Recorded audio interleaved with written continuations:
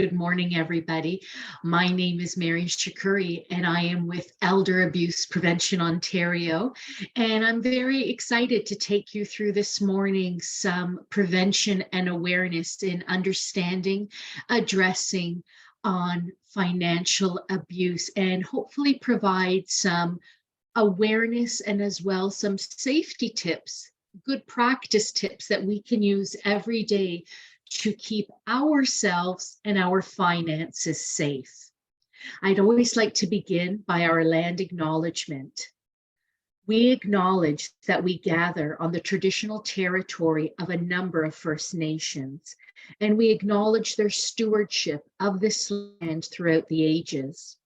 We seek a new relationship with the original peoples of this land, one that is based in honor and deep respect. Thank you. A little bit about Elder Abuse Prevention Ontario, for those of you who may be joining one of our awareness sessions for the first time. We are a project funded by the Ministry for Seniors and Accessibility, where our mission, and if I can almost say my personal passion as well, is to ensure our Ontario is one where all our seniors are free from abuse, have a strong voice, and feel respected. We know that we all have a role to play in the prevention of elder abuse, and Elder Abuse Prevention Ontario is not only here to support, but we are mandated with the implementation of the Ontario strategy to combat elder abuse. We work in three pillars in the province. One, as we are today, focusing on public education and awareness. This is where we want to provide awareness about elder abuse and help provide information as well as accessing to services that are available. We work with training frontline staff all over the province who work directly with seniors. And the goal there is to not only enhance their knowledge and skills on recognizing elder abuse, but how to best help respond as well.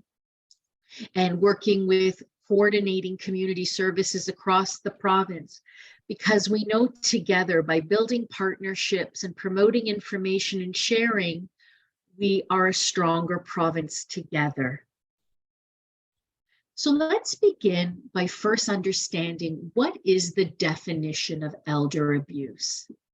And we look to the World Health Organization, who has put together the definition for us, which we know means this is not just an Ontario problem, a Canadian problem. This is an epidemic around the world where seniors are facing elder abuse around the world.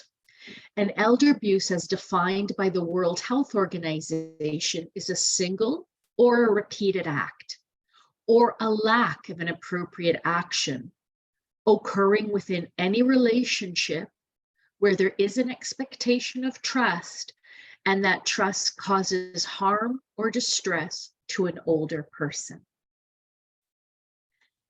And today, our focus is understanding what is financial abuse. And let's begin by saying, you are not alone. Sadly, financial abuse is the most common form of elder abuse in Ontario, in Canada, and most recent studies have shown us around the world.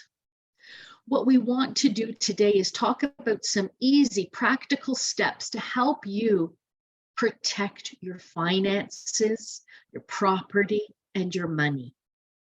Because preventing financial abuse really does start with us understanding what is that financial literacy, which helps equip us with the knowledge, skills, and confidence to protect ourselves and our finances. The definition when we talk about financial abuse is one of improper conduct that could be done with or without the informed consent of the older adult that results in a monetary or personal gain to the abuser and a monetary or personal loss to the older adult. So meaning You may have given someone consent to help with your finances, but what you didn't give was the consent for them to misuse that trust and misuse your funds for their gain and for your loss. Financial abuse, frauds, and scams targeting our older adults have sadly become the crime of the 21st century. And people say, well, why is this? Why is this happening? We can say we can break it down to greed, where abusers really feel that they deserve, they have this false sense of entitlement, if I could almost be honest to say, where they're thinking they have the right to an older person's belongings or money, where statements have been claimed and said, well, I deserve it. I should be enjoying that older person's money, be it a family member or be it a fraud and scam targeting an older adult. They also believe there's opportunity that they can access and mislead or trick an older adult into signing documents or fraudulently scamming them by claiming a fraud or scam call to take advantage and opportunity of their money. So these are what we call sort of some of the components of why financial abuse continues to be on the rise and targeting our older adults. Some scenarios, if I can share with you, and of course, these are scenarios that have happened, but we've changed names, of course, to always protect the identity of our seniors. Where Donald had a call this week. Actually, he received quite a number of calls, and this was from a stranger. This stranger claims that Donald owes money, but Donald knows he doesn't owe a penny to anyone. But yet the calls can be very confusing and quite scary. Joan is living independently in her home, but yet her son keeps pressuring her to sell her house. But she wants to keep living independently and knows she feels fine doing so. Sadly, recently, Joan found out that her son forged her signature on a document to sell her home, and now she doesn't know what to do. Suk Yin has her niece living with her, but her niece isn't paying her fair share of the rent. Now, Suk Yin has made it very clear that she can't afford to just keep paying the rent on her own, but she's feeling very worried and helpless because she loves her niece and wants her niece to help out with the financial contributions. So these are some scenarios that happen every day to residents in Ontario, where Donald is being targeted from a stranger, which is a fraud or a scam. Joan and Suk Yin are being sadly targeted by family members who are financially abusing them. And when it comes to reporting financial abuse, 35% of seniors who experience at least one type of financial abuse or another choose not to tell anyone because there are many barriers, starting with fear of what can happen if they do report. We want to help everyone on the call today understand that we need to be vigilant in recognizing, rejecting, and when needed to report frauds and scams and financial abuse. We want to recognize if someone is targeting us, a stranger is calling us, claiming that we owe money or claiming that a family member is in trouble, claiming there's a romantic connection or a Bitcoin get rich quick scam. So to recognize when these calls come through, we want to reject them immediately. Never engage with a caller that you don't know who they are. Report to your bank, report to the Canadian Anti-Fraud Association, or even to Crime Stoppers. Always hang up and never feel that you need to engage with someone on the phone that you don't recognize. When we speak about financial abuse, this is where we are talking about someone who is known to you.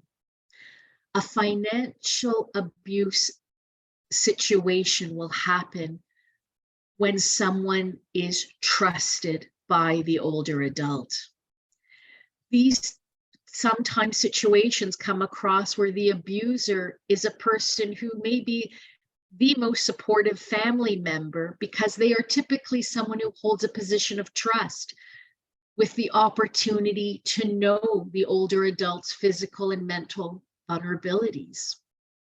Financial abuse is targeted by family members, spouses, partners, our siblings, our adult children or grandchildren. We see a rise from informal caregivers or neighbors who want to look at opportunities, sadly, to financially abuse a senior. Caregivers that could come from perhaps a paid agency or private, that could even include a PSW, registered nurses or social workers. We've also seen financial abuse being targeted by professionals who, for the most part, we always want to trust, but yet we have seen cases where physicians, attorneys, financial advisors, and even different faith leaders have targeted seniors for their financial gain. Relationship factors can also play a large part in a financial elder abuse situation, where high financial and emotional dependence upon a vulnerable older adult can lead to a family member continuing that financial abuse. We have talked about with many seniors about past family conflict that didn't resolve and then has continued and led to a financial abusive situation.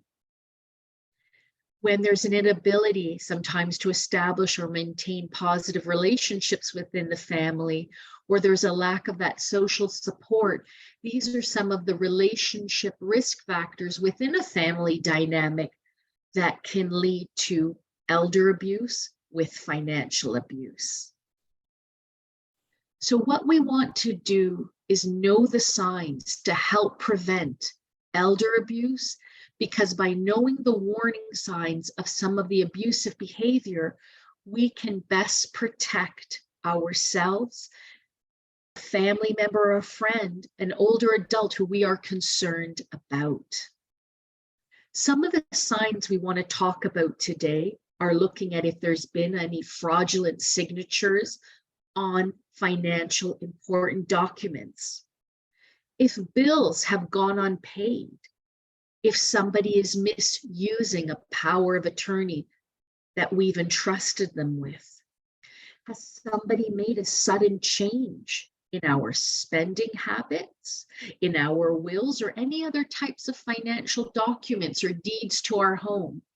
These are some of the warning signs we want to look out for and protect ourselves. Some of the red flags: has there been a transfer or a withdrawal of funds without permission given? Have any large sums of money gone missing from an older adult's bank account with, again, no consent that was given for these funds to have been transferred out? Has somebody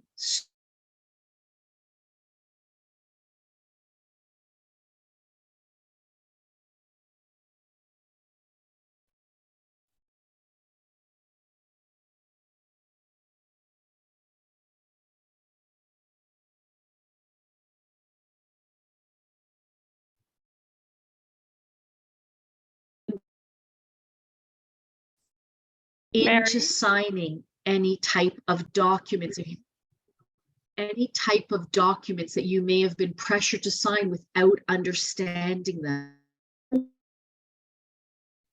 that you do not need to be pressured into signing anything until you feel comfortable, or perhaps that you've checked with a friend, a family member, or even a lawyer to know what you are signing. Has there been any excessive use of your debit card? Any purchases made that you did not authorize? Has somebody misused your power of attorney, that you entrusted them as your POA, and now they've misused and redirected their funds for their financial gain? And as the case where Suk-yin was having a family member living with her, but is that family member now misusing that opportunity to come live in your home, not paying their fair share of expenses, the rent or groceries? Has anybody denied you accesses or is trying to control your finances, such as overtaking your credit cards, your debit cards, your checking account, not allowing you access to know what is happening with your banking?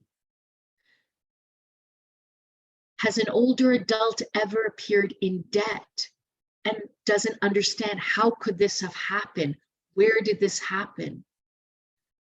Is someone not allowing you to spend your money without asking them for permission? Was there a sudden change that you didn't authorize in a POA, in a will, a trust, a deed? And did this benefit the abuser? The moment someone is giving you no access to your banking information and telling you you don't need to worry about it, it could be a red flag, because why is it that you don't have access to see what is happening with your money? If they've made a large purchase, again, that you did not allow or authorize for this to happen, but you did allow them to use your debit card for a purchase that you authorized, and now they've misused that for their own benefit. Has there been a sudden appearance of an uninvolved relative or friend who is now taking over and controlling your finances? Has there been any missing documents or credit cards, checks, or statements that you no longer know where they are? Or has any of your banking information now been redirected to another address so you don't have access to see what is coming in the mail? And we've also seen where abusers also take over an older adult's mail, not allowing them access to see what is being delivered to their home. So we want to keep you safe. We want to keep everyone safe by knowing some of the red flags. What are some of the steps we can do to protect ourselves that we can bank safely? We want to ensure that if we can best memorize our PINs and passwords, never to share those with anyone. We want to minimize carrying, large amounts of credit cards. Some people do have quite a few, but to be careful when we're out in public that maybe less is more with what we're bringing in our purses or wallets. Unless we need our social insurance number, our passport or birth certificates, leave those in a safe place at home or in a safety deposit box, unless you need those documents for an appointment. Otherwise, not necessary to take them with you. Should a credit card or a debit card be lost or stolen, immediately report that to your bank. And do review your credit card statements, debit card statements, your banking activity monthly or even weekly to ensure you know what is going in your account and what is coming out. Never give out personal information online or on the telephone to someone you don't know. If you receive a call that may be claiming to be your bank or your credit card company, hang up. Call your bank back and say, did you call me? Call your credit card company back. If there's a website that's asking you for personal information, such as your credit card, unless you know this is a legitimate site, a legitimate organization or vendor that you've used in the past, do not give out personal information.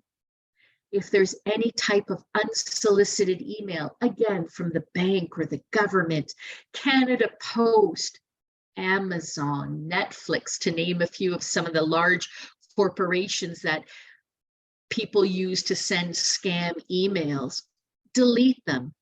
Call the company yourself and ask, is everything okay with my account?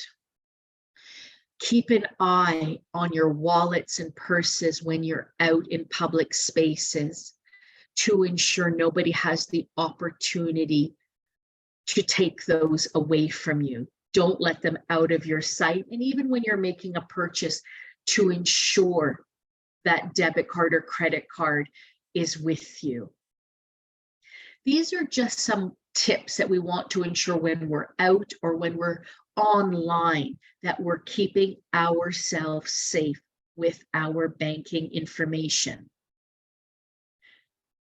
Now I want to talk about understanding with financial abuse, what are powers of attorney, how to use them, and most important, what can happen if somebody misuses the power of attorney that we have assigned.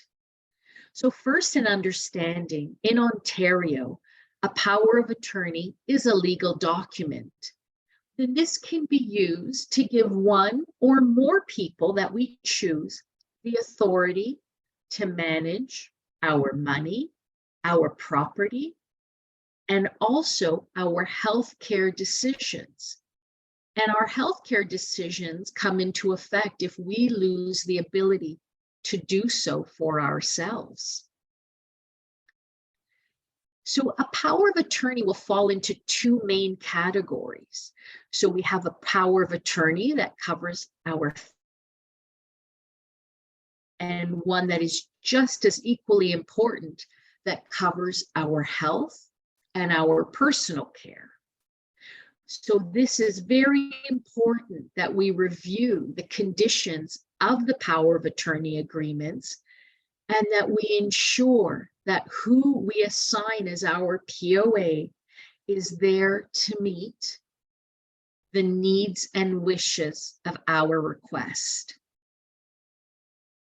So again, I'm sorry, I think my internet may have just frozen again, but just to ensure everyone heard me, that it is important with the powers of attorneys that we review the conditions of the POA, and very important that we make sure it meets our needs and our wishes. And you can plan these details so you can rest easy that your affairs, your financial affairs, and your healthcare needs will be managed as you want them to be. Some considerations when making a power of attorney is you can be as specific as you want with designating who and how the power of attorney is to be used. You can ensure it's broad enough that the persons or persons you've assigned as your POA are there to carry out your wishes and manage your affairs effectively. So this usually means by giving fairly broad powers to manage your financial affairs in case you're incapable of doing so, your POAs are respecting your choices and your wishes. The three types of power of attorneys we talked about are one that is called a non-continuing, a continuing POA, and the POA for our personal care. So a non-continuing power attorney is used in the event that you only want to have somebody look after your affairs for perhaps a specific situation or a specific length of time. Perhaps you're away out of the country for a few months and you've outlined your attorney to look after your behalf on the time you are away. So this non-continuing power of attorney is automatically revoked if you have become mentally incapacitated. So it's not a substitute for what we call a continuing power of attorney. And again, this POA for non-continuing is only designated from the amount of time. So you could say, I've assigned Mary from January 2023 to March 2023 to look after my finances while I'm away. When March 2023 occurs and arrives, that POA is no longer valid. A continuing power of attorney, also known, of course, where we talk about our POA for finances and property, is one that authorizes a person or persons to act on our behalf for our financial matters. This also will come into effect if we become mentally or physically incompetent to do so, where our attorney then will be able to pay our bills, apply for our benefits that we're entitled to, perhaps as a result of a disability, collect our pension, and any other income you're entitled to. They can also monitor investment portfolios that you may have and ensure your assets are otherwise protected. And you can make the continuing power of attorney as specific as you want. So you need to make sure that it's your wishes that are being managed effectively. And this continuing power of attorney does come into effect when we sign it, unless otherwise stated. So meaning if you decided to give POA perhaps to a family member, that unless you otherwise stated this won't come into effect with the conditions you've outlined, it does come into effect upon signature.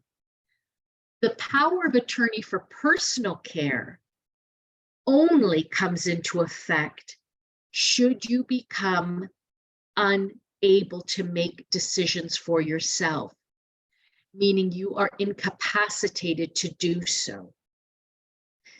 What this then allows is your power of attorney for personal care to make health care decisions about your life, which would be involving your quality of care, possibly having very sometimes difficult conversations involving life support.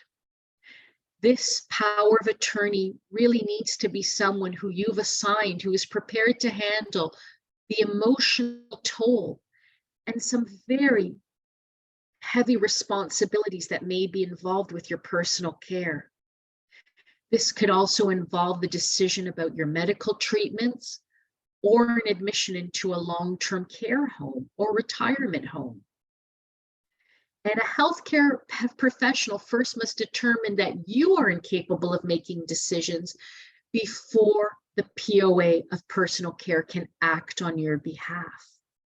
So you can see where all three POAs are equally as important and really do have decisions that need to be made that are quite, impacting our lives. So we need to say, who are we putting in place that we can trust, that we know will manage our money and property ethically?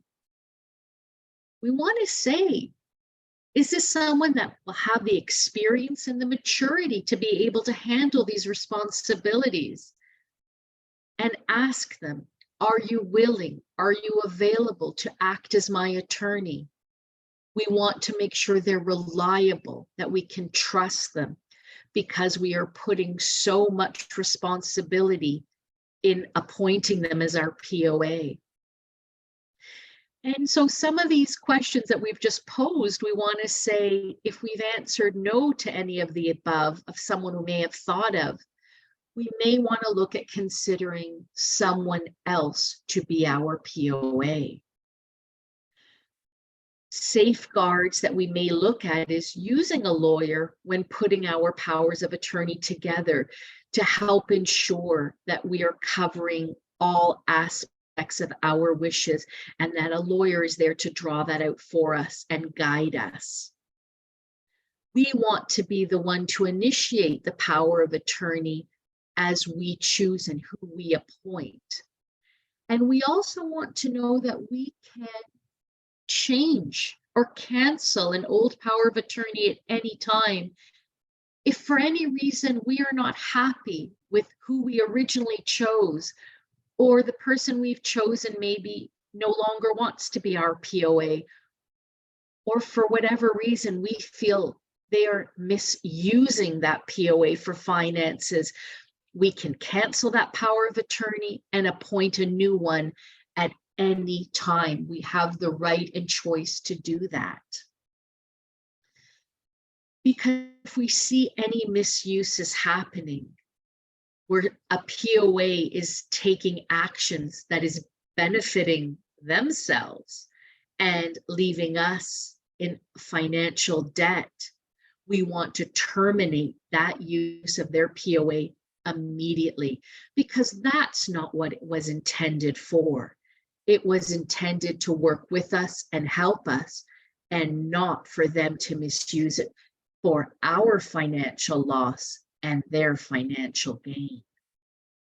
Some resources with some very good information on further understanding powers of attorneys and the misuse and how to designate a POA is available at Clio Ontario. This is a provincial resource from the Government of Ontario that has a vast library of resources available for you to browse and read at your leisure. And it's www.clio.on.ca, and then you can go right to the publications, and under power of attorneys, they will have guidebooks as well that you can order online or read online for continuing, non-continuing, and power of attorney for healthcare as well. Also, you can download the power of attorney kit online through the Ontario government website and have a read through in understanding what is involved when assigning a POA before maybe you do seek out the legal advice of an attorney.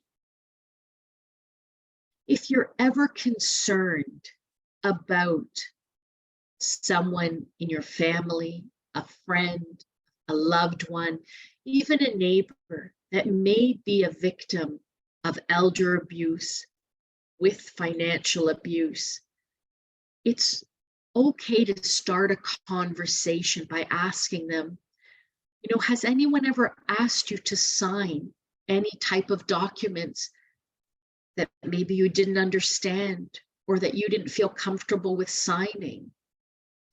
Has anyone taken anything from your home, any valuables, or taken money that you didn't allow or give permission to? Are you able to manage your own money, and do you feel safe doing so? Is someone pressuring you to manage your finances? Has anyone taken money or a bank card from your purse or wallet without your permission? Has anyone taken money from your bank account that you didn't authorize or allow them to do so?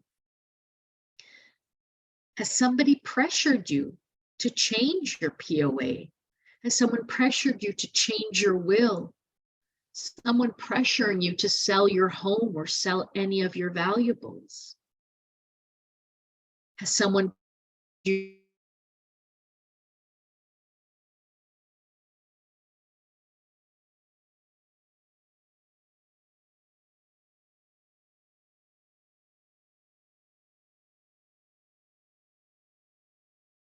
victims of financial abuse about,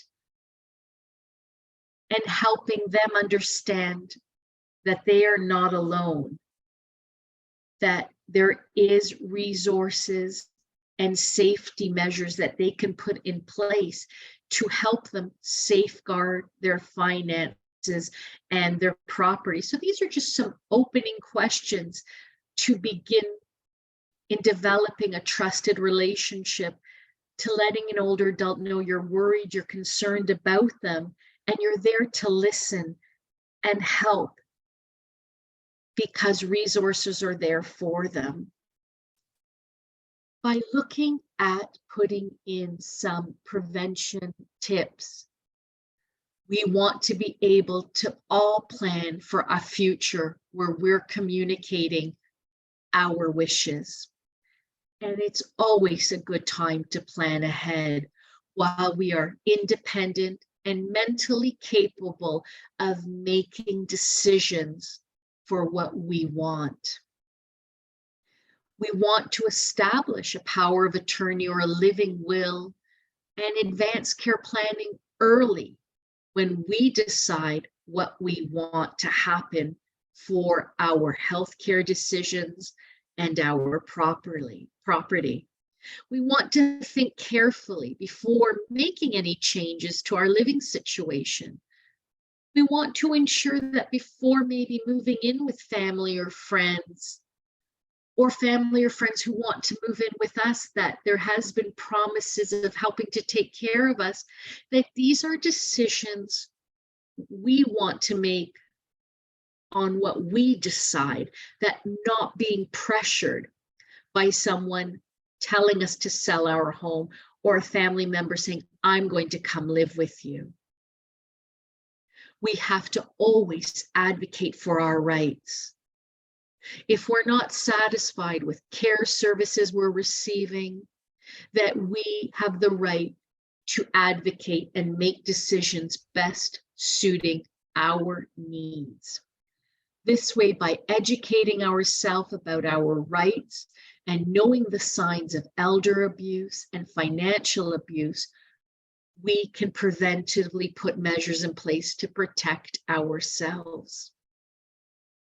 And if we see abuse and given permission from the older adult who is being abused, that we have the right to report it, to keep protective measures in place. In Ontario, we have this senior safety line, which is a toll-free line available 24 hours a day, 7 days a week. This line is operated by the Assaulted Women's Helpline, and the counselors are there to listen, to offer support, referrals, and guidance. The calls are anonymous, free of charge, and available any time of day or night. The counselors also will have access to Language Line to help in over 200 languages should somebody call in and English may not be their first language. So we want you to know that this number is available day or night for resources, support, referrals, or just someone to talk to. Also in Ontario, please note that 211 is also available 24 hours a day, 7 days a week. 211 is a directory that's been designed by the Government of Ontario to help with community-based health and social services across the province. By dialing 211, the operators there will help connect you with services and health-based programs across the province in accessing information that you need. And again, these calls are free of charge anytime, day or night. Because together, we all have a role to play in preventing and addressing elder abuse and financial abuse, by together supporting and reporting any activities that we see. But most important, supporting older adults who may be victims of financial abuse and helping them continue to keep their finances and their property safe. My information is available as well at Elder Abuse Prevention Ontario, where you can reach me directly at 647-354-8854. You can also reach out via email at mshkoury@eapon.ca. And I also invite you to please come visit our website, where we have a variety of information, resources, downloadable toolkits, and tip sheets with information and guidance to help you as well at www.eapon.ca. I want to thank everyone for their time this morning in watching this webinar, and hopefully have put some preventative tips and information that you can use to help protect yourselves, family members, loved ones, or friends that you may be concerned about. So thank you so much, and I'm excited to pass it over now to Courtney to continue our conversation. Thank you so much, Mary, for that. That was really informative and wonderful. So before I turn the recording off, I just really quickly wanted to say, to find more information on elder abuse awareness and prevention, you can visit the city's website and type in preventing elder abuse and see the resources that are available, such as the Seniors Toolkit. And as Mary mentioned, you can also visit the Elder Abuse Prevention Ontario website for a variety of different educational resources, the Senior Safety Line, upcoming webinar sessions, and more. And on behalf of the city, I just want to thank those of you who have attended and let you know that we will be having another session on January 12th, which will also be virtual, and it's called Understanding Your Rights as a Senior to Protect and Prevent Against Ageism, which you can attend by reaching out to the Brantford Partnerships email.